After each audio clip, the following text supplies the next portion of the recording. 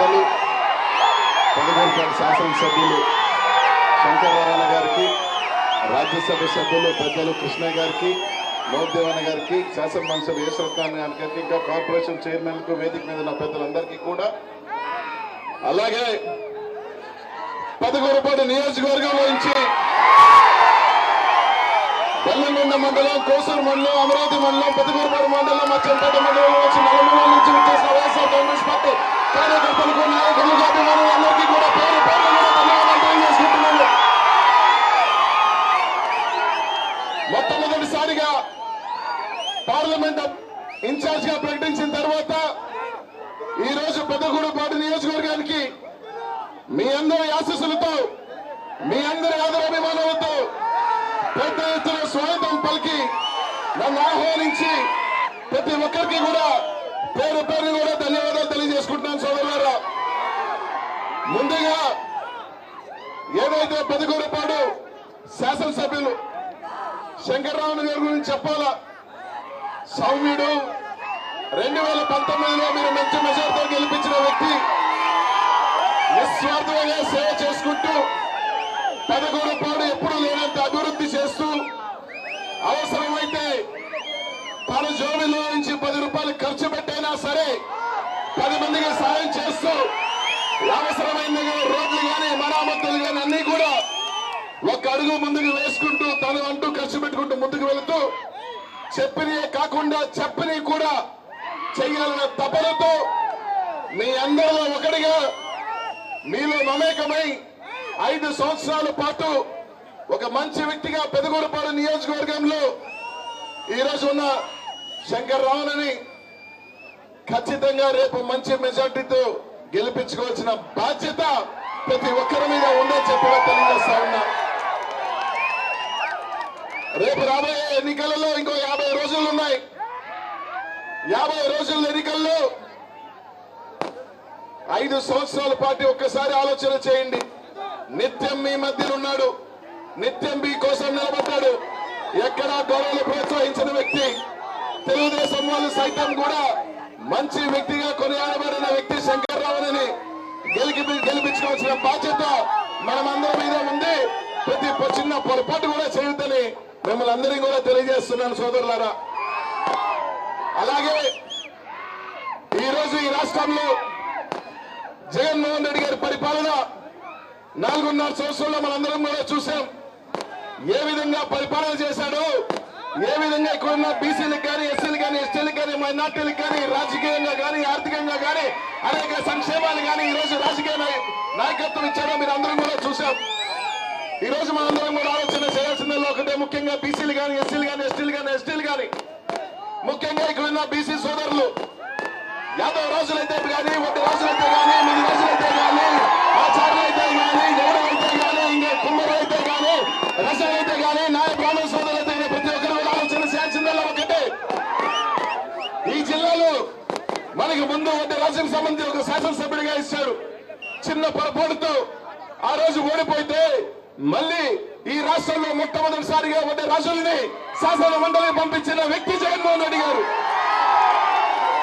ఈ రోజు స్వతంత్రం వచ్చిన తర్వాత 75 సంవత్సరాల తర్వాత ఒక చరిత్ర కలిగిన నర్సరావుపేట పార్లమెంట్ లో పెద్దల కాసుబొమ్మారెడ్డి గారి దగ్గర నుంచి, నేదుమల్లి జనార్దన్ రెడ్డి గారి దగ్గర నుంచి, రోసయ్య గారి దగ్గర నుంచి, మేకపాటి రాజమోహన్ రెడ్డి గారి దగ్గర నుంచి ఇంతమంది ఉద్దండులు ఏలిన ఈ నర్సరావు పార్లమెంట్ లో ఒక బీసీకి ఈ రోజు అవకాశం ఇచ్చారు జగన్మోహన్ రెడ్డి గారిని.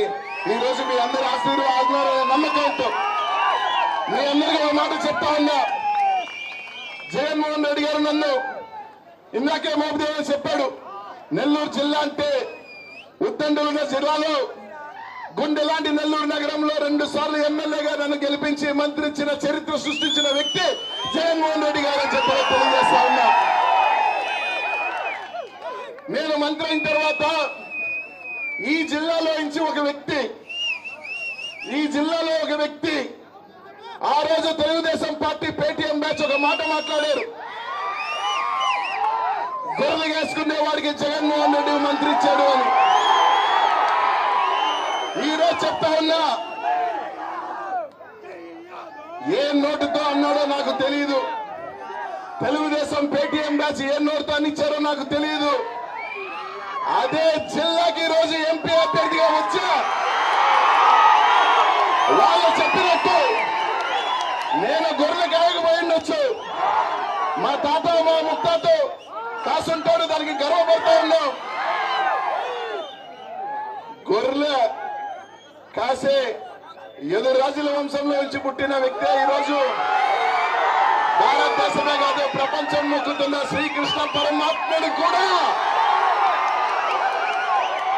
ప్రపంచంలో ఈ రోజు యేసు ప్రభువును కొలిసే వ్యక్తి కూడా గొర్రెల చావుడులో పుట్టిన వ్యక్తి. ఆ తెలుగుదేశం వాళ్ళు మళ్ళీ చెప్తా ఉన్నా, వాళ్ళు చెప్పారు మా హెరిటేజ్ ఆస్తులు 20,000 కోట్లని. ఆ 20,000 కోట్లు కూడా మేము కాయా కష్టం చేసి పితికిన పాలుతో సంపాదించుకున్న డబ్బు. మా బర్రెలు వేసుకున్న వాళ్ళు గొర్రెలు వేసుకున్న వాళ్ళు ఎండనక వాననక పాలు పితికితే ఆ డబ్బుతో మీరు 1,000 కోట్లు సంపాదించారు. మీరు అన్నారు గొర్రెలు వేసుకున్నారని. ఆ గొర్రెలు వేసుకున్న వాళ్ళు ఉన్న మూర్ఖం మొండితనం నాలో ఉంది. ఇదే తెలుగుదేశం పార్టీ నాయకులు చెప్తా ఉన్నా, పొట్టారు తెలుసు కదా, కుమ్మటం మొదలు పెట్టిందంటే తల పగిలిన రక్తం తగిలిన అది కొండైనా సరే పక్కన. అదే మొండితనం, తల పగిలిన రక్తం కారిన వెనకడుగు వేసే వ్యక్తిత్వం గలవాడు కాదు అనిల్ కుమార్ యాదవ్. ఈరోజు నర్సరావుపేట పార్లమెంట్ లో జగన్మోహన్ రెడ్డి గారు ఒక నమ్మకంతో నా బీసీలు ఉన్నారు, నా ఎస్సీలు ఉన్నారు, నా ఎస్టీలు ఉన్నారు, నా మైనార్టీలు ఉన్నారు. 15 సంవత్సరాలుగా నెల్లూరు జిల్లాలో నాకంటూ ఒక చరిత్ర, నాకంటూ ఒక సామ్రాజ్యం లాగా తయారు చేసుకున్న జిల్లా నుంచి నువ్వు నర్సరావుపేట పార్లమెంట్ పో అంటే క్షణం ఆలోచన చేయకుండా అన్న ఆదేశించాడు. ఖచ్చితంగా ఈ రాంబంటూ పోతాడు అని చెప్పి నా సర్వం నెల్లూరు జిల్లాలో వదిలి మీ మీద నమ్మకంతో మీరు ఆశీర్వదిస్తారన్న నమ్మకంతో ఈ రోజు నర్సరావుపేట పార్లమెంట్ లో అడుగు పెట్టా. ఈ రోజు ఆ తెలుగుదేశం పార్టీ వాళ్ళకి కానీ ప్రతి ఒక్కరు కానీ ఎవరైతే బీసీలు సున్నాలన్న మాట్లాడిన ఆ తెలుగుదేశం పార్టీ వాళ్ళకి కానీ యాదవ్ రాజుల దగ్గర నుంచి, వడ్డీ రాజుల దగ్గర నుంచి, ముది రాజుల దగ్గర నుంచి, నాయ బ్రాహ్మణ సోదరు నుంచి, కుమ్మరి దగ్గర నుంచి, ఆచార్య నుంచి, రజక దగ్గర నుంచి ప్రతి ఒక్క బీసీ సోదరుడు, జంగం సోదరుల దగ్గర నుంచి కూడా బలం చూపెట్టాల్సిన టైం వచ్చేసింది. మా సత్తా చూపెట్టాల్సిన టైం 50 రోజులు ఉంది. 50 రోజులు, 50 రోజుల్లో బీసీల సత్తా ఏంటో, ఎస్సీల సత్తా ఏంటో, ఎస్టీల సత్తా ఏంటో, మైనార్టీల సత్తా ఏంటో చూపెట్టాల్సిన టైం వచ్చింది. ఈ రోజుగా మనం గెలిపించుకుంటే 2024లో మనందరం ముఖ్యమంత్రిగా జగన్మోహన్ చేసుకుంటే మరోసారి జగనన్న నేను ఇంతమందికి బీసీలకు ఇచ్చాను, వాళ్ళు కలిసి కట్టుకొని గెలిపించుకున్నారు. రేపు ఇంకో వడ్డీ రాజు మళ్ళీ ఎమ్మెల్యే అవుతాడు, ఇంకో ముదిరాజు సోదరుడు ఎమ్మెల్యే అవకాశం వస్తుంది. ఇంకొకరికి ఇందాక చెప్పినట్టుగా ఏదైతే ఈ రోజు మత్స్యకారు సోదరుగైన పెద్దలు మోపిదేవనని రాజ్యసభకు పంపించారు, భగవంతుడు ఎరుక ఇంకా ఎంతో మంది కులాలు కూడా శాసన మండలిలో గానీ, శాసనసభ్యులో గానీ, పార్లమెంట్ గా అడుగు పెట్టిన బీసీ కులాలన్నీ కూడా శాసన మండలిలోకి వస్తాయి, శాసనసభ్యులు వస్తారు, రాజ్యసభ సభ్యులు వస్తారు. అట్లాంటి చేయగల సత్తా మొగాడు ఎవరైనా ఉన్నాడు అంటే రాష్ట్రంలో అది జగన్మోహన్ రెడ్డి గారు అని చెప్పి చేస్తా ఉన్నా. ఇక్కడ ఉన్న ప్రతి ఒక్కరు కూడా మనందరం కూడా ఆలోచన చేయండి. మనకున్నది పల్నాడి పౌరుషం.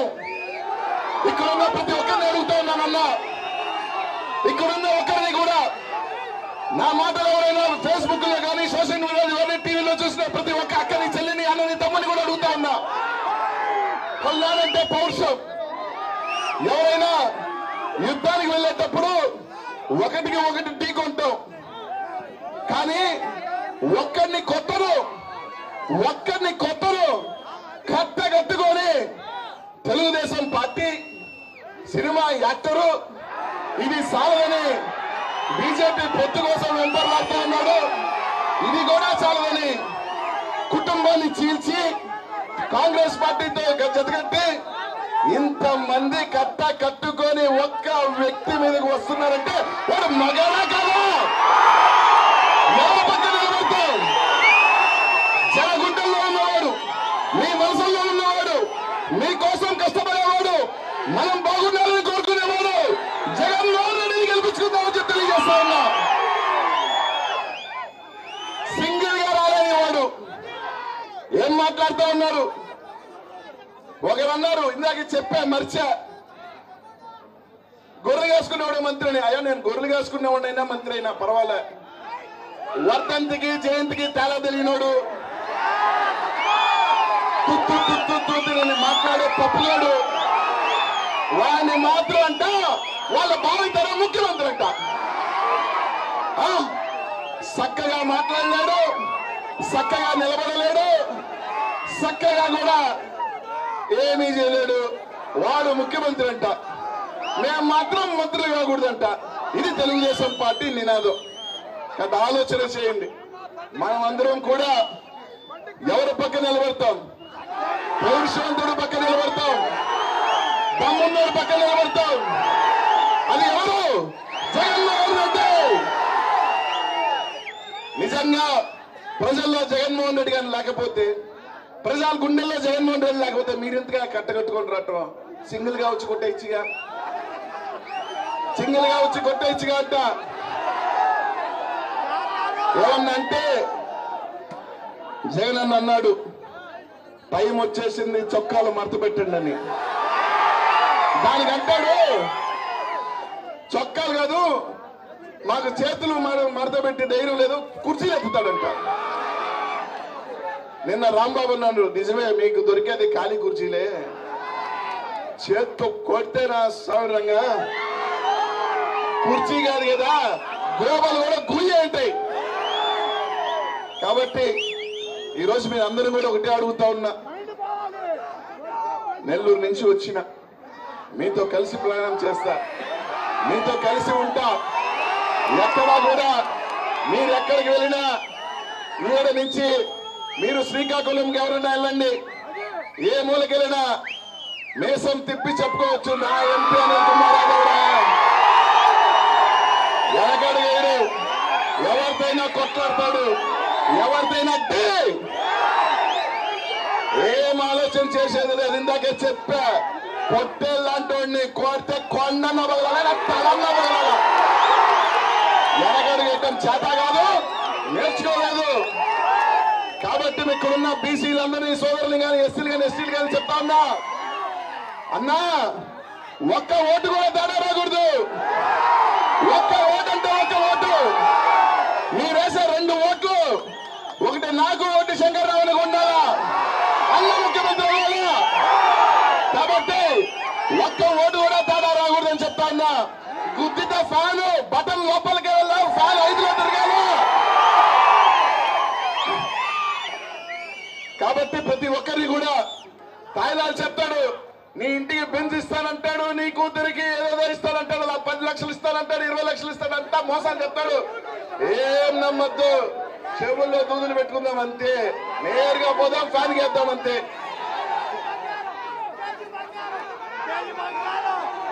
మీ అందరికీ ఒకటే చెప్తున్నా, నాకు తెలిసిందల్లా ఒక్కటే,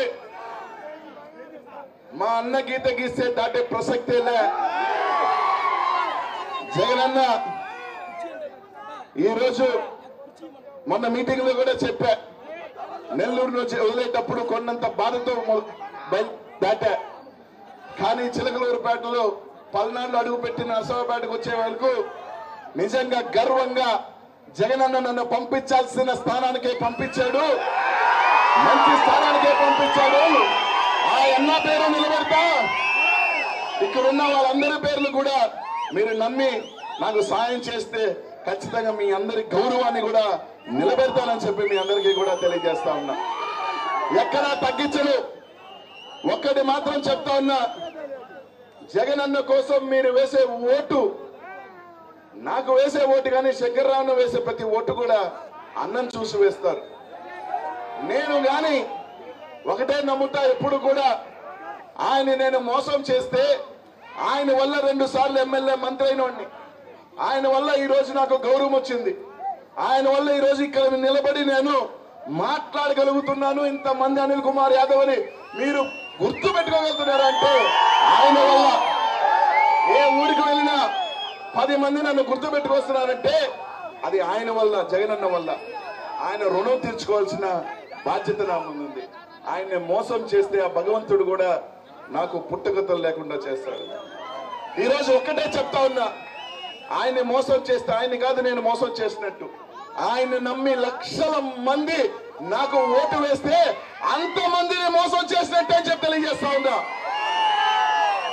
కాబట్టి ఆలోచన చేయండి.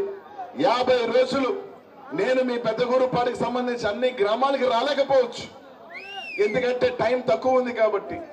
కానీ ఖచ్చితంగా చెప్తున్నా, మీ అందరి ఆశీస్సులతో, మీ అందరి దీవెనలతో ఖచ్చితంగా నర్సరావుపేట పార్లమెంట్ లో గెలిచిన తర్వాత ప్రతి గ్రామానికి వస్తా, మీతో కలిసి పనిచేస్తా, మీతోనే ఉంటాం. 5 సంవత్సరాలు కాదు, భగవంతుడు రాసిస్తే ఇప్పుడు దాకా పల్నాడులో 2వ, 3వసారి ఎంపీలుగా ఎవరు కొనసాగలా. ఆ కొనసాగే చరిత్ర కూడా అనిల్ కుమార్ యాదవే ఉంటాడు అని చెప్తా ఉన్నా.